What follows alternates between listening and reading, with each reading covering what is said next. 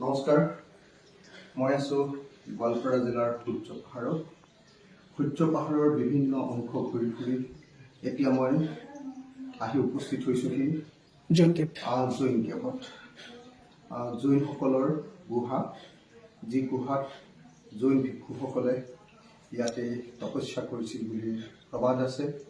আৰু লগতে আছে ইয়াত জৈনসকলৰ আদিগুৰু ঋষভনাথৰ শিলত খোদিত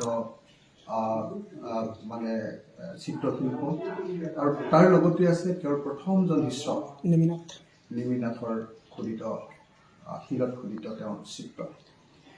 সেইটো বৰ আশ্চৰ্যকৰ ঘটনা যে আমাৰ গোৱালপাৰাৰ এই সূৰ্য পাহাৰত হিন্দু ধৰ্ম, বৌদ্ধ ধৰ্ম আৰু জৈন ধৰ্ম, এই তিনিওটা ধৰ্মৰ গুৰুসকলৰ হয়তো ইয়াত উপাসনাৰ স্থল আছে।